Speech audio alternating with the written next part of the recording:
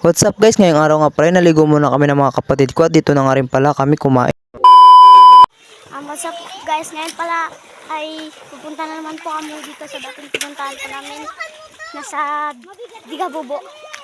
Dati po namin ito pinunta. Nandiyan ka pa kulang daan, pinaglagang ispuro. Ayan.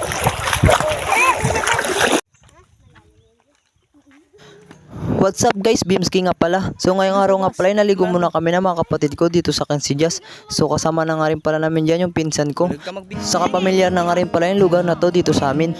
At ito na nga rin pala ang first content ko ngayong month ng June. Pangalawang balik na nga rin pala namin to dito sa Cansijas at pangalawang ligo na rin. Kaya pagkadating talaga namin dito, sobrang dami talagang naliligo at naglalabat. Dahil nga unang pagpunta namin talaga dito ay hindi nga ganito yung tubig, so grabe talaga ang ibas dahil nga sobrang tag-init. Ngayon nga nag-ulan-ulan na kaya medyo gumanda na yung tubig at yung agos ng ilog. Kaya nga pagdating talaga namin dito, excited na yung mga bata maligo.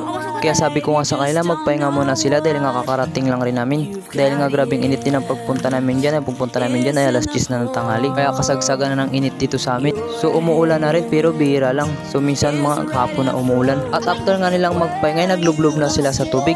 Habang ako busy pa sa pag-aasikaso ng pagkain namin. Dahil pagpunta nga talaga namin dito ay wala pa kaming kain kaya gutom na kami. Kaya inasikaso ko na kagad yung makakain namin. So ito nga pala muna yung kakainin namin, yung atay, dahil nga wala kami nabiling isda. Dahil nga walang isda dito sa amin kaya nagbili muna akong atay ng baboy. So ito muna yung iiyawin ko. Kaya pagkatapos ko nga hiniwa dyan ay nilagyan ko ng asin para may lasa din. Dahil nga kanina pa nakaready yung pang iyaw namin. So nakatulong ko nga pala dyan si Queen Queen. Dahil nga siya ay nag-asikaso ng iyawan at siya na rin nagpaapoy. Dahil nga mainit na rin yung hero kaya nilagay na namin yung atay na iiyawin namin. Kaya nga dito nakalimutan pala namin magdala ng iyawan kaya buti na lang talaga nakakita kami ng hero dito sa tabi lang ng ilog. So malinis din naman siya kasi pinakuskusan ko siya sa mga bata. At ginawan ko na lang nga rin ng para, nilagyan ko lang siya ng daon ng saging. Buti na lang talaga may dala ako. So kinulang pa kami kaya naghanap pa kami dito ni Bambam.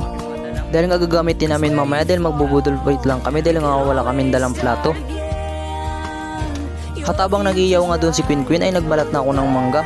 Dahil ito talaga yung magandang partner na pangimaga sa kanin pagkatapos namin kumain. Dahil napakasarap nga talaga to ng Indian mango, buti na lang talaga naisipan ko magdala dahil nga marami na rin talaga dito sa amin.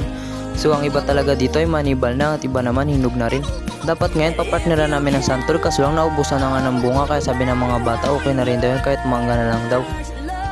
At habang nagbabalat nga ako dyan ng manggay, sinabihan ko na si Queen Queen ay prepare niya na yung kakainin namin dahil mamaya-maya nga magkakain na kami. Dahil nga mag-aalas 12 na rin. At tapos na nga rin maligo yung mga bata kaya sabi ko paypayan muna nila yung kanin pati yung ulam dahil nga daming langaw talaga na lumilipad. Kaya nga dito iniwan ko na yung mangga at sinabay ko na nga rin pala yung atay. Pinadala ko na nga rin pala ng 3 pirasong pritong isda si Queen Queen. Kaya sabi ko kay Queen Queen magkuha siya ng isda sa bahay, pandagdag lang namin dahil nga wala kaming nabiling isda para hindi kami bitin sa ulam. At maya nga lang natapos na namin yung paghiwa kaya naka-ready na yung kakainin namin, magbubudol fight na kami ng mga bata. Kaya nga dyan dinisanayan pa nila yung pagkain namin. Kaya nga tuwang-tuwa na rin yung mga bata dahil nga makakain na rin sila. Kain na. Uy, langaw. Langaw. Bigay na, mi. Abit ka pa. Lapit mo, mi. Gawa ka. Ay ko katakam. Kaya nga dyan pinagsama-sama na namin lahat, inalo na rin namin yung mangga. May nakasama nga rin pala dyang 5-5 tuna so nakabilik pala kami ng 1 piraso. Kaya nila putyak talaga ng mga bata dyan yung pagkain para daw mamaya may lakas na naman sila sa pagligo. Dahil hindi nga rin pala namin nakasama ngayong araw dito si Gadgad dahil nga may pinuntahan sila. Kaya sabi ko bawi na lang sa susunod.